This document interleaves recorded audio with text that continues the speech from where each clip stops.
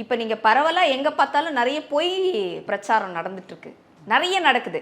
ஆளுக்கு வந்து தெரியுமா தெரியுமா உங்களுக்கு திமுகவும் அதிமுகவும் சேர்ந்து ஆட்சி அமைக்க போகிறதா ஒரு திட்டம் தீட்டினாங்க, அதுக்கு இவங்கள முதலமைச்சராக்குன்னு சொன்னாங்க, அவங்கள முதலமைச்சராக்குன்னு சொன்னாங்க. இதெல்லாம் சொல்கிறது யார் அப்படின்றத நீங்கள் பார்த்தீங்க அப்படின்னா ஏதோ ஒரு பின்புலம் இருக்கும் அங்கே.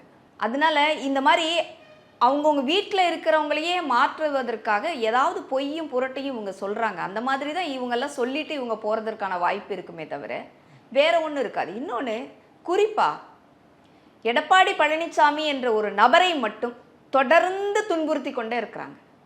இந்த இயக்கம் அழிஞ்சாலும் பரவாயில்ல, அவர் அழியணுன்றதான் இவங்க எல்லாருடைய இலக்கு. அவரை அழிக்கணுங்க, அவ்வளோதாங்க. எடப்பாடி பழனிசாமி என்ற ஒரு நபர், ஒரு தனி நபராக அவரை வந்து அழிக்கணும். எங்களுக்கு எல்லாம் என்ன ஆச்சரியமாக இருக்குன்னா, நீங்கள் இந்த மாதிரியான ஒரு மனநிலையில் இருந்தவங்க தேர்தலுக்கு முன்னாடி நீங்கள் எப்படி நடந்துக்கிட்டீங்க? அவரை வந்து முதலமைச்சராக ஆகணும்னு நீங்கள் சொன்னீங்களா?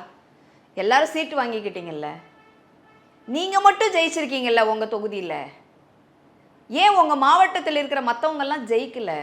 இந்த மாதிரி கேள்விகள்லாம் நம்ம கேட்டோன்னா, இல்லை எடப்பாடியார் கேட்குறார் அப்படின்னா இவங்க வந்து என்ன சொல்கிறாங்க, அவர் மேலே அப்படியே திருப்புறாங்க, குற்றச்சாட்டை வந்து சொல்லிகிட்டே இருக்கிறாங்க.